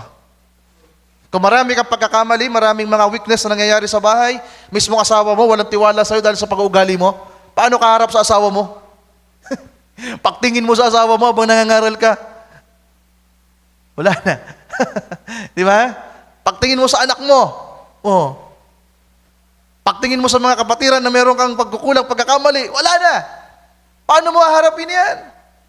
At lalong-lalo sa presensya ng Diyos, hindi ka makakatayo sa Kanyang presensya. Na hindi ka muna nagpakumbaba sa Kanya. Na inamin ang iyong pagkakamali at ipinahayag sa Diyos. Pero di ba napakasarap mga kapatid, kapag naipahayag na natin, at kapag ang Panginoon nagpalakas na sa atin, nagiging biyaya ka na.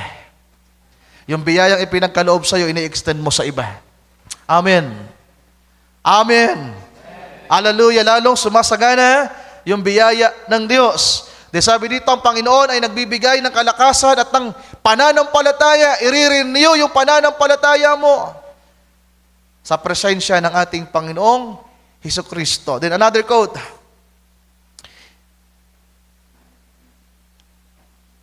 So may mga keyword ako dito mga kapatid. Yung una, make known our weakness. Make us known our weakness. Yan yung unang quote natin. Sa mga nagno-note. Then ang pangalawa, confess our weakness. Itong pangatlo, confess and refresh. Confess and refresh. Hindi yan yung isi-search mo, Sir Mera, ang title ko lang yan sa quote. Confess and refresh. Ibig sabihin, kapag nag-confess ka na, mare-refresh ka. Do you agree with that? Kapag nag-confess ka, pinahayag mo na yan sa Diyos, then mare-refresh ka. Ang keyword natin, confessing His weakness and everything. Yun na. Confessing His weakness and everything.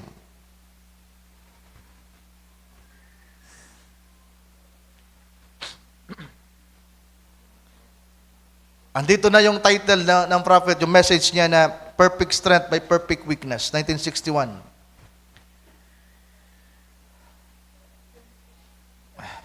ING. Sige. Paragraph 272. Sabi dito, it was then. May tinutukoy dyan. Si Brother Branham, mga mahal kong kapatid. Ang tinutukoy diyan ay si Elijah. Si Elias na nanghina, si Elias na takot, si Elias na naduwag, nagtago na sa kuweba. Si Elias na naghihimutok na, mga mahal kong kapatid. Sabi dito, it was then when he got weak, yet standing true. Naging totoo pa rin siya. Naging totoo siya sa kanyang sarili, confessing his weakness and everything. Kilala niyo ba si Elias? Yung dakilang propeta ng Panginoon na dumating yung araw, yung dakilang propeta ng hina. Sinisisi na ang Diyos. Di ba? Nagre-reklamo na, nagtago na, natatakot na. Umiiyak na, nanlulumo na. Pero sa kabila ng kahinaan na yon, naging totoo pa rin siya, mga kapatid. Hindi niya ikinubli ang kanyang pagkatao sa Diyos. Naging totoo lang siya sa Panginoon. Di ba? In-express lang niya yung kanyang, sabi natin, yung kanyang disappointment. Sabi dito, and everything, hindi lamang yung kahinaan, yung kanyang ipinahayag, kundi lahat-lahat ng nangyari. Kaya napakahalaga na sinasabi natin sa Panginoon ang lahat. Huwag niyong itago yan sa puso niyo. Kimkimin sa puso, sa isip. Depressed talaga nga abutin niyo. Salitain niyo yan. Accept, admit, confess. Sabihin niyo sa Diyos. Hindi sa pari, walang ibang nakakaalam. Ngayon, kung hindi pa rin kayo maging payapa sa loob ng isang taon na nakakapahayag sa Panginoon, kailangan nyo ng pastor. Amen. If you are dealing that weakness for almost 5 years, 10 years, baka makatulong ang pastor sa inyo. Tayo, isa sa kahinaan natin pera. Di ba? 10 taon na may utang pa rin. Salamat na lang. Patuloy tayong tinuturuan ng ating Panginoon. Nagpapahayag tayo. ng ating mga kakulangan, mga mahal kong kapatid. Sabi dito, yet standing true, confessing his weakness in everything. Then God said, nang siya'y nagpapahayag na, mga mahal kong kapatid, ang Diyos ay nagsalita. Itong maganda. Nang si Pablo nagpapahayag, ang Panginoon nang usap. Amen. Kapag ikaw ay anak ng Diyos na nagpapahayag, imposibleng hindi ka niya sasagutin. It's either siya mismong mangungusap sa'yo o kaya may lingkod na gagamitin ng Diyos para sa'yo. So dapat alam mo yung pamamaraan ng Panginoon. It's either siya mismo o kaya may lingkod siyang kinakailangan gamitin para tulungan ka. Sabi dito, come up on the mountain. I'm going to give you a new message. I'm going to send you a new message now. So yung propetang nanghina, nanlumo, nang i-refresh ng Panginoon, ng palakasin ng Panginoon, may panibagong ministry na gagampanan. May panibagong mensaheng dadalhin sa mga tao. Amen. Amen. Di ba? Napakasarap na isang mananampalatayang nanghina, nag-backslide, kagaya ni Brother Noel. Tapos na-refresh. Di ba? Pinalakas ngayon ng Panginoon. Meron ka nang dalang biyaya. Meron ka na ulit dalang mensahe. At mabigat na ngayon ang mensahe mo na patotoo sa mga tao. At sasabihin mo, napakabiyaya ng Diyos. 10 taon ako na nawala. 10 taon ako na nag-struggle, na palayo sa gawain, pero sa biyaya ng Diyos na ibalik ako. Amen. Di ba?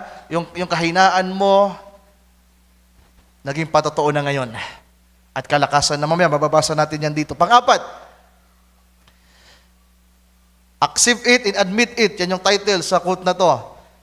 Sabi ng prophet, si Moses ay merong 6 na kahinaan. Kaya ang type mo, Sir Marian, dito, different weaknesses.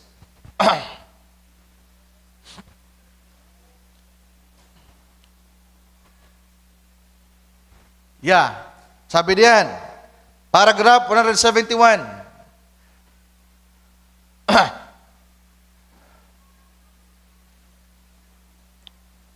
Sabi dito, like the prophet was said, I am a man of unclean lips, and among unclean people.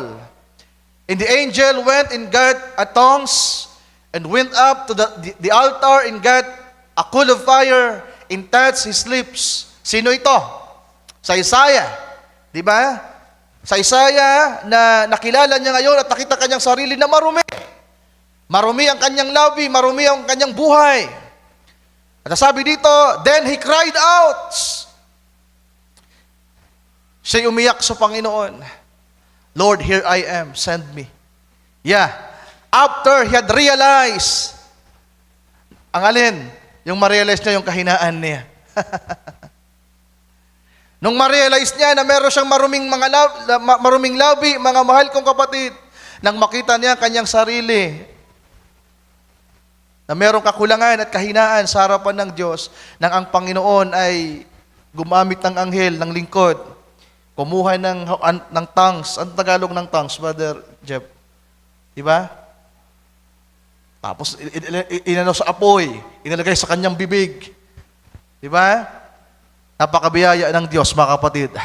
Kung tayo lamang ay magpapahayag. Kung i-accept natin yan, i-admit natin, at marirealize natin kung sino tayo sa harapan ng Panginoon na marumi, mahina, then ang Panginoon ay merong gagawin. 172. Soon as we can realize that we are nothing. See? Sa panahon na makilala natin na tayo walang anuman, na wala tayong anuman, mga mahal kong kapatid, na tayo ay alabok lamang ng lupa, God cannot use you. So dapat talaga pala alam natin yung kahinaan natin. Diba? Alam natin kung ano yung kailangan natin at kung ano yung ibibigay ng Diyos sa atin according sa kanyang biyaya, mga kapatid. Sabi dito, God cannot use you. All your weaknesses would not match Moses.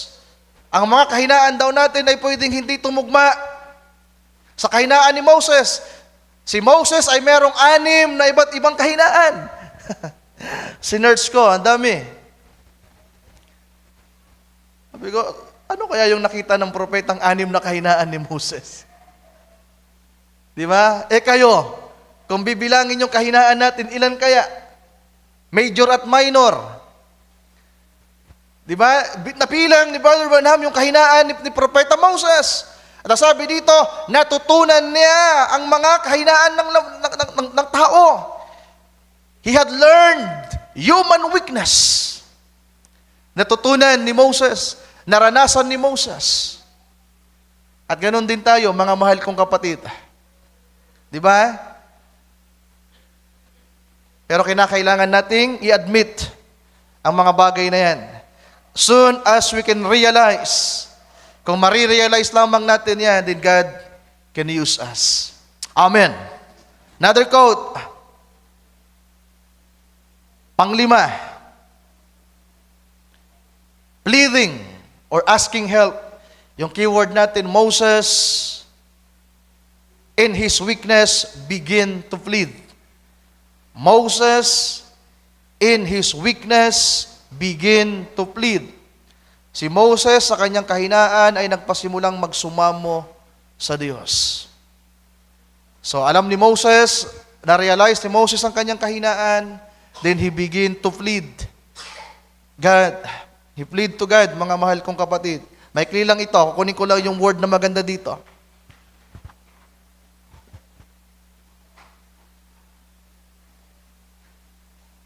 (1960s), Sir Mary Ann, Moses, in his weakness, begin to plead. So, ang ganda ng bahaging ito, pang-quote talaga ito. Sabi diyan, itas mo na lang, tas mo. Yeah. Moses, and his weakness, begin to plead. But when he saw God's glory, he was ready to go. Amen. Amen. Di ba? Si Moses sa kanyang kahinaan, nagpasimulang dumulog sa Diyos at nagpahayag. Nagsumamo. Sa kakasamo niya sa Diyos, sa kakapanalangin niya, sa kakadulog niya, nang makita niya ang kaluwalhatian ng Panginoon, handa na siya. Kaya maliban na ma-experience natin ang glory ng Panginoon, ang biyayaan niya, ma-experience ang kasakdalan ng kanyang kalakasan sa panahon ng ating kahinaan, mananatili tayong nakaupo na walang ginagawa. Pero sa panahon na nakita natin ang ating kahinaan, mga kapatid, gaano karami man ang kahinaan natin, at nagpasimula tayong dumulog sa Panginoon na nagsusumamo, na lumalaban sa pananampalataya, by faith. Amen. At kapag ang presensya ng Panginoon ay pumanaog at naranasan natin ang kanyang kaluwalhatian, marinig ang kanyang tinig na nangungusap, still small voice ng Panginoon sa ating puso, then magkakaroon ng kalakasan, you are ready to go. Amen. Magpapagamit ka ngayon sa Panginoon na mayroong kalakasan in spite sa mga kahinaan na meron ka. Sa kabila ng napakarami mong kahinaan, meron kang confidence na tumayo. Tingnan natin ang mga susunod na sasabihin ng propeta, mga kapatid. Panganib na quotes. Yung title ko dito, Human Weakness and the Prophet Hope. So itong si Brother Branham ay nakita niya ang kahinaan ng tao, ang kahinaan niya sa kanyang sarili, pero meron siyang nakitang pag-asa. Ang keyword natin, the weakness of a human being. The weakness of a human being. Ito'y kay Brother Branham mismo na experience, mga kapatid ko. Dakilang propeta, napakabuting tao, pero tingnan natin kung ano ipinahayag ng propeta dito. Paragraph 22. Sabi dito, I don't know where our Lord will lead me to, and that I have no control of whatever He will have for me to do. So di daw alam ni Brother Branham kung saan siya ililid ng Panginoon at kung ano ang kanyang gagawin. Ang Diyos lamang ang may control, siya'y walang control sa kanyang sarili. Sabi dito, I am thinking at the end of the road where I must come. Nag-iisip siya sa kanyang buhay na after the end of the road, sa dulong bahagi ng kanyang buhay, saan kaya siya pupunta? Ano kaya ang magiging kalagayan niya? Nag-iisip siya bilang Kristiyano, bilang mananampalataya, bilang propeta, bilang lingkod ng Panginoon. Nag-iisip siya, iniisip niya, ano kaya mangyayari sa unahan? Pag natapos ko na ang lakbayin ko, ano kaya mangyayari sa akin? Sa pagpapatuloy, sabi dito, and down along life's journey, I have made so many mistakes. So kaya pala nag-iisip si Brother Branham, ano kaya mangyayari sa akin sa unahan? Ano kaya ang nasa unahan after na matapos ng lakbayin kong ito? Sa buhay pananampalataya, ang dami kong nagawang kamalian. I have made so many mistakes that I am very sorry from my heart of. Because of, I guess, being human and in weakness and so forth, causes a person to do things or say things that even act that they would not want to act otherwise. Dahil daw po sa pagiging tao at dahil sa kahinaan, meron tayong mga bagay na nagagawa na sinasabi, di ba? To do things, say things, acts na ayaw naman sana nating gawin. Ayaw nating magalit sa asawa natin. Ayaw nating magalit sa anak natin. Ayaw nating magsinungaling sa asawa natin. Si Brother Unad, meron palang kitang 1,000. Sasabihin lang 500 lang. Yung 500 itinago. May mga ganon sa mag-asawa. Di ba? May mga bagay na ginagawa tayo, nararanasan tayo, nasasabi mismo. Sabi dito, but being the weakness of a human being. See? Dahil sa kahinaan ng pagiging tao, why we have those times. Ito ang dahilan kung bakit maraming mga panahon sa buhay natin na nakakapagsalita tayo ng hindi tama. Dahil sa mga kahinaan, meron tayong mga nagagawa, mga panahon na meron tayong mga nagagawa na hindi ayon sa kalooban ng Panginoon. Nakita yan ng propeta. Paragraph 23. If there's anything that has been in my heart to do, was to hear those words of our Lord Jesus at the end of this journey to say, it was well done, my good and faithful servant. So iniisip pa rin ni Brother Branham. Isa sa dinidesire ng kanyang puso kapag natapos na niya ang journey, kapag na-meet na niya ang Panginoon, sa kabila ng kanyang mga kahinaan at mga pagkakamali, sasabihin pa rin ng Panginoon sa kanya, job well done. Di ba? Well done. William Branham, well done. My good and faithful servant. And many times I have said, I'd like to have been standing there when he said, come unto me. But I did desire to hear it say, well done. So mas gustong mapakinggan ni Brother Branham na sasabihin ng Panginoon, well done, kaysa doon sa word na kami nine. Di ba? That did not hear the voice in the original say, come unto me, back in the times of the writing of the Bible. But I do desire to hear it say, well done. Amen. Yung come kasi mga kapatid, come unto me, beginning ng journey pa lang yan. Pag sinabi ng Panginoon, come unto me, magpapasimula ka sa journey. At maraming gustong mapakinggan yung come unto me. Pero ibang bagay pag sinabi na, well done.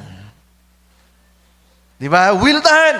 At iniisip ni Brother Branham kung mapapakinggan kaya niya yan. I am thinking at the end of the road, ang dami kong pagkakamali, ang daming kahinaan ng tao, ang daming kahinaan. Kaya ako nasasabi ito, kaya nagawa ko ang mga bagay na ito because of weakness of human being. Pero sabi ni Brother Branham, iniisip ko pa rin, ang gusto kong marinig na sasabihin ng Panginoon, well done. Next, paragraph 24. And if anything I'm always wanted to be in desires of my heart to be, was a true servant to Jesus Christ, my Lord and Savior. I want my testimony to be clean, clear cut. I want my testimony to be clean, clear cut, that I stood in all my mistakes I yet love Him with all my heart. And I do that this morning with all my heart. Ibig sabihin, nakatayo sa pulpito ngayon na ginagawang kalooban ng Panginoon, na sinusunod ang Panginoon ng buong puso niya, sa kabila na alam niyang marami siyang pagkakamali. Di ba? Kaya kapag tumingin kayo kay Brother Ryan, mga mahal kong kapatid, nang nakikita niyo pagkakamali ka, wala kayong ganang makinig, I admit I have so many mistakes in my life. Kaya huwag nating titingnan yung mga pagkakamali, yung mga past, present, at kung may future pa.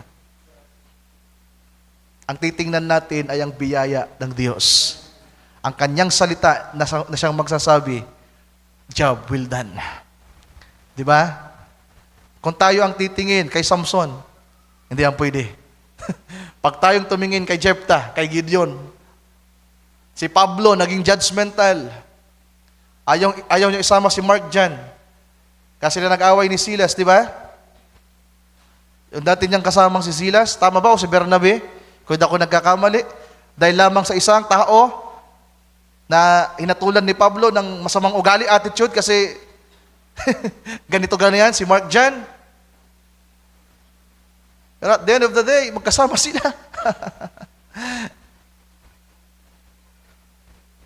It's all by the grace of God, mga kapatid.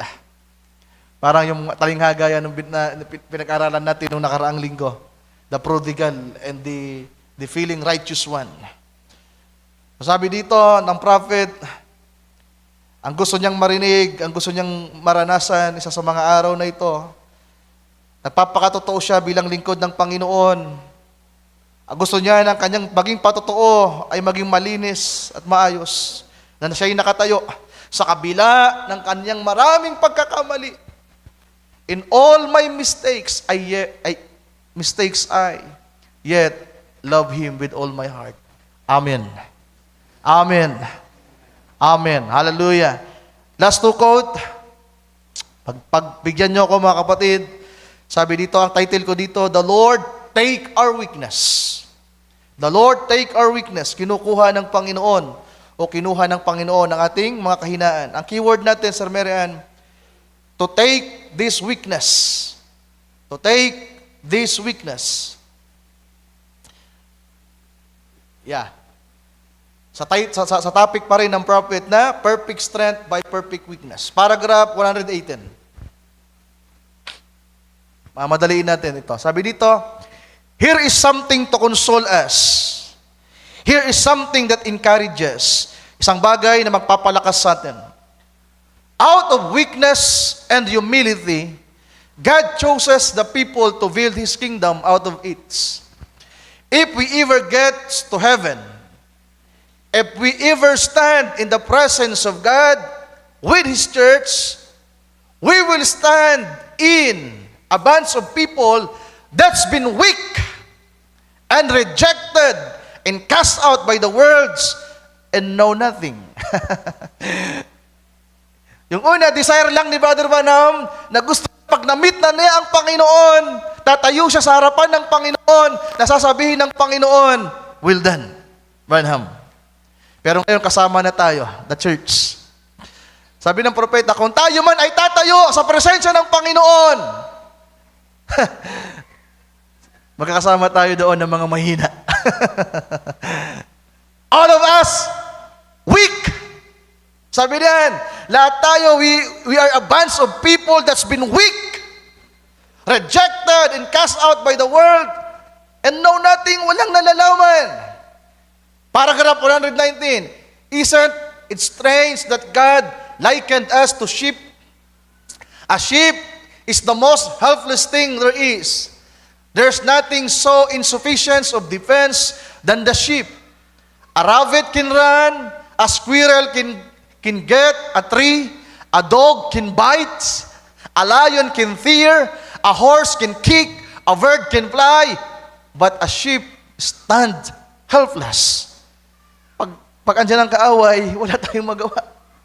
Pag walang pastor, doon na nagliliwaliw na yung tupa. Tama ba? Lalingat lang yung pastor, yung tupa. Wala na. Paragraph 120. And that's the way God wants us. Realize that we are totally insufficient. Amen. Gusto ng Diyos na ma-realize natin na wala talaga tayong magagawa, mga kapatid.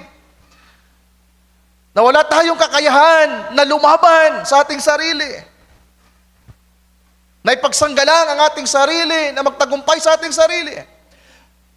Kanong ginawa ng Panginoon dito, sabi dito, then God takes that person and begins to mold Himself into that person. Make His hands do what God would have hands to do. Make His lips speak what God's lips would speak, because they are not His, they are God's. He begins to build a character, begins to take this weakness and to make His own self. Amen. Nabasa niyo ba? Sino ang nagmo-mold na ugali natin? At doon sa ugali natin, andun yung sari-sari, sang katerubang kahinaan. It is God who will mold us. Amen. Ang kailangan mo lang gawin, accept, admit, confess. Ask for help. Hindi mo yan kayang pagtagumpayan sa iyong sarili. Sinungaling ka, sinungaling ka. Pero ang kapangyarihan ng Diyos, yung labi mong sinungaling, yung dila mo na sinungaling, kayang tupukin ng Panginoon yung Spiritong nandiyan sa pamamagitan ng kanyang apoy, ng kanyang Spirito. Amen. By His Spirit, ang kapangyarihan lamang ng apoy ng Spirito ng Diyos ang may kakayahang alisin ang lahat ng mga bagay na hindi marapat sa atin. Kang kailangan natin ay si Kristo. Kaya yung unang quote natin, ano sabi ng prophet? Lord, come down into our hearts and make us known our weakness. It is Him, mga mahal kong kapatid. Sabi dito, God begin to take our weakness. Inaalis ng Panginoon, aalisin ng Panginoon ang ating kahinaan, at ang ipapakilala niya, ang ipapakita niya ay ang kanyang sarili sa atin. Amen. He begin to take that weakness and to make His own self. Kinuha niya ang ating kahinaan. Kaya nga yung title natin, Perfect Strength, hallelujah, by perfect weakness. Sakdal na kalakasan sa pamamagitan ng sakdal na kahinaan. Last quote. After the weakness had come. Last quote. After the weakness had come. Ang title ko dito, Found Strong. Last quote ito, mga kapatid, tayo magtatapos na. Paragraph 230. Sabi dito, when Jesus had recovered from the shock of death, He was the strongest. Bago ibinayubay ang ating Panginoon sa Cross of Calvary, bago siya namatay, nanalangin siya ng 3 beses, parang si Pablo. He prayed 3 times. Nakita ang kahinaan sa ating Panginoon sa laman. Nanalangin ng 3 beses, sabi doon, ang makukumarang sarong ito ay lumampas. Pero hindi ang ibig ko ang mangyari, kundi ang ibig mo. Ipinakita doon ang weakness na naranasan ng ating Panginoon sa laman, mga kapatid. Ang kamatayan sa laman ay pagpapakita ng kahinaan. Sabi ni Pablo sa 1 Corinthians chapter 15, itinanim sa kahinaan, sown in weakness. Ang tinatapik na doon ay resurrection. Ang pagkabuhay na magmuli ng ating Panginoon, ang tinatapik niya ay 3 uri ng katawan. Theophany or celestial body, terrestrial na katawan o makalupa, at glorified body. Merong maluwalhating katawan, merong makalangit na katawan, merong makalupang katawan. Yung makalupang katawan ay itinanim, inilagay sa lupa, na merong kahinaan, na merong kasiraan, pero nabuhay, na merong kapangyarihan at kaluwalhatian. Sown in weakness, raised in power. Sown in corruption, raised in incorruption. Amen. Kaya sabi dito, ang ating Panginoon, nang makarecover na mula sa kagimbal-gimbal na kamatayan, he was the strongest. Kala ng kaaway, nagtagumpay ang kaaway. Di ba? He could go through a building without even moving a mortar, the stone. So ito na, yung sa 33 years, sa 33 years ng Panginoon, hindi na-experience ng mga alagad na ang Panginoon tumatagos sa building, sa wall. Pero nang maranasan na ng Panginoon ang pinakamatinding pwedeng maranasan sa laman, ang kamatayan dahil sa kahinaan, dahil sa sumpa ng kasalanan, nang siya'y muling mabuhay, mas lalo siyang naging malakas. He became stronger. Kaya na niya ngayong tumagos sa building. Na di na kinakailangan ng mortar, magpasabog para tumagos doon. Sabi dito, he could eat peace in bread. Glorified. Sabi nga natin, hindi pa glorified, hindi pa siya umakyat. Nabuhay siyang magmuli mula sa kamatayan, pero kumain ng tinapay, ng isda. Amen. Oh yes. It was the time after the weakness had come that he found himself strong. It was after weakness had come. Can we say amen, mga kapatid? Nang ang kahinaan, ang kalubusan ng kahinaan ay maranasan ng ating Panginoon. Ang pinakamatinding kahinaan na pwedeng maranasan ng tao, kamatayan sa laman. Ang pagkakaroon ng karamdaman, that is infirmity, that is weakness, physical weakness. Mental breakdown, that is weakness, spiritual weakness. Pero ang mamatay ka, di ba? Both your soul, magsiseparate sa iyong katawang laman. Sa sumpa ng kasalanan, nagkaroon ng kamatayan. Separation. Yan ang pinakamatinding bunga ng kahinaan, mga mahal kong kapatid, kamatayan. That's separation. Kaya nga dahil sa kahinaan, nahihiwalay tayo sa Diyos. Dahil sa pitan ng laman, na trigger point ng kahinaan, nalalayo tayo sa Diyos. Pero kapag tayo naman ay nakabalik, we became more than stronger. Amen. Tayo ay lalong nagiging malakas. Amen. Hallelujah. Kaya mga mahal kong kapatid, meron tayong kahinaan. Huwag tayong mahihiya. Alam ko na meron kayong kahinaan, pero tanggap po kayo. At si Pablo nagpasalamat din sa mga Kristiyano. Sabi niya, nagpapasalamat ako sa inyo dahil tinanggap niyo akong kagaya ng isang anghel sa kabila ng aking mga kahinaan. Kaya kapag nakita niyo ang manggagawang nakatayo dito na malakas dahil sa biyaya ng Diyos, pagpapalain kayo. Kapag ang matagapanguna sa gawain, sa pag-aawitan, ang mga musicians, ang nakita niyo ay ang kalakasan ng Diyos, gaganahan kayo sa pagpupuri. Bagamat oo, nung Sabado, nung Biyernes, nung buong linggo ng isang buwan, may mga naging pagkakamali ang mga kapatid na yan.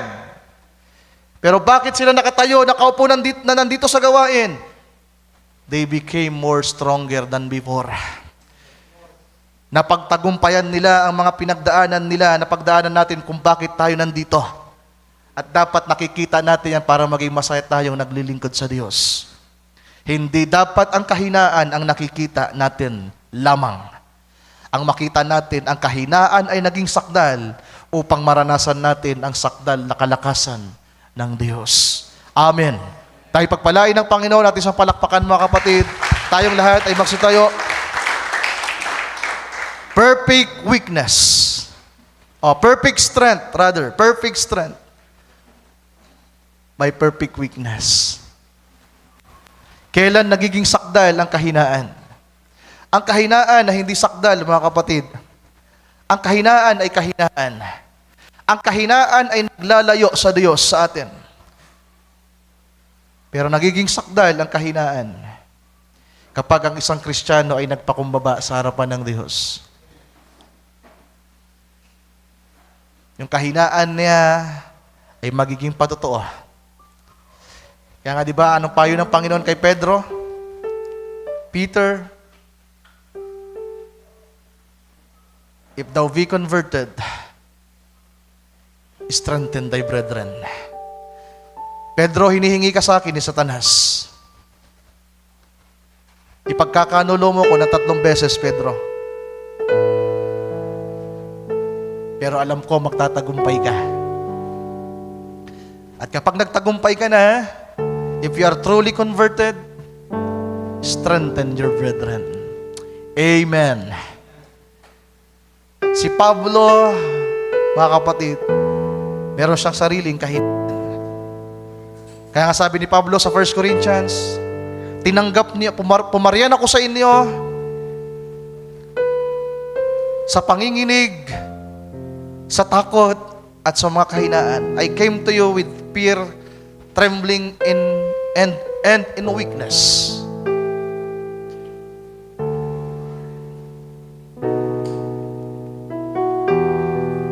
Pero ang kahinaang ito ay naging sakdal. Dahil sa kalakasan ng Panginoon na binigay sa kanya. Tayo manalangin, mga kapatid, din ako magpapaawit. Hallelujah. Dakilang Diyos, aming Ama na nasa langit. O kagaya, Lord, ng panalangin ni Brother Branham na aming tinunghayan sa gabing ito. Manaog ka, Panginoon, sa aming mga puso. Ipakilala mo sa amin ang lahat ng aming mga kahinaan, mga pagkukulang. At tulungan mo kami, O Diyos, na magkaroon ng kalakasan, na ipahayag ang lahat ng ito sa iyo, na walang anumang iniisip, Lord, sinasaalang-alang sa aming sarili, na wala nawang makapigil na may pahayag namin ng lahat sa iyo, Panginoong Diyos. At matanggap namin sa aming mga sarili na ganito kami, na kami ay nangangailangan ng iyong biyaya, ng iyong habag, ng iyong awa, ng iyong kapangyarihan, ng iyong spirito, Panginoon. Ang spirito ng apoy, ang bautismo ng spirito at sa apoy, Lord, na kailangan ng bawat isa amin. Lord, tunay sa panahon na kami ay nasa presensya mo, wala kaming magawa kundi magpakumbaba. Sapagkat nakikita namin ang aming mga sarili na nabiyayaan mo lamang. Ang nakita namin ay aming karumihan, ang aming abang kalagayan, nakasumpong ng malaking pribilehiyo at biyaya sa iyong paningin. Lord, salamat. Sa gabing ito, Panginoong Diyos, hindi lamang makabataan na ang nakaalam na mayroong mga kahinaan at paano ito harapin. All of us now, Lord, ang mga kapatiran, ang mga tatay at nanay, narinig nila sa gabing ito, muling na ipalala sa kanila na mayroong mga kahinaan sa mga mag-asawa, sa tatay at nanay, sa mga anak, sa pamilya. Lord, mayroong mga kahinaan. Kung minsan ito ang nagiging katitisuran, hadlang, kabigatan sa bawat isa, kung minsan, Lord, at nawawala ang kagalakan, ang apoy na maglingkod sa iyo. Lord, ikaw nawang higit na magpaunawa sa aking mga kapatid sa gabing ito. Ikaw ang higit na magpaunawa sa kanila sa topic na ito, sa paksang ito namin pinag-aralan, Lord, na yung ipinahayag sa gabing ito. Ikaw pang mangusap sa kanilang mga puso. Tulungan mo kami, Lord, na harapin ang mga bagay na ito. At paano namin ito haharapin sa mga unang araw habang patuloy na hinihintay ang mga bagay na gagawin mo. At ang pinakahihintay namin, Lord, na pangako mo na pag-agaw at paghahari sa ibabaw ng lupang ito. Lord, maraming salamat. Sa iyo ko patuloy na pinagkakatiwala ang aking mga kapatid, ang bawat isa. All of us, Lord. We can do nothing without you, Lord. Help us, Lord God. Patuloy niyo po kaming tulungan. Patuloy niyo po kaming gabayan. Patuloy kang mangusap sa kaibuturan ng aming mga puso. Di paalala sa amin, Lord, ang mga bagay na kailangan namin mula sa iyo. Maraming salamat po. Ikaw pong patuloy na mag-ingat sa bawat isa. Sa mga uwi, sa kanilang mga tahanan. Ikaw pong patuloy na mag-ingat. Tayaan, Lord, na baunin nawa ng aking mga kapatid ang pagpapala, biyaya, mga salita mo na aming napakinggan sa gabing ito. Sa kanilang mga tahanan na ano pat ang mga mag-asawa, ay mayroong kagalakan na pag-uusapan ng kanilang mga kahinaan at tutulungan ng bawat isa na ito'y harapin.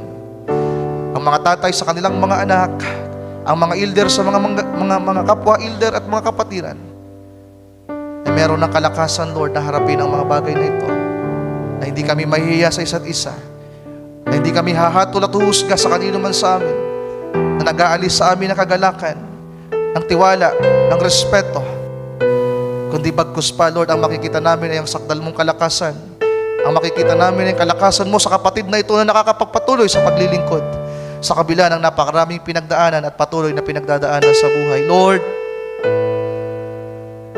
tulungan mo po ang bawat isa. At dalangin namin na hindi rin naman ho manatili ang makahinang ito. Bagkus pa ang lahat ay aming mapagtagumpayan, Panginoong Diyos. Hallelujah. Lord, maraming salamat. We bring back to you all the glory and honor and praise, and we ask all these things in prayer. In the mighty name of you, our Lord and Savior, Jesus Christ. Amen. Amen. In the name. Ating palakpakan ng Panginoon, mga kapatid.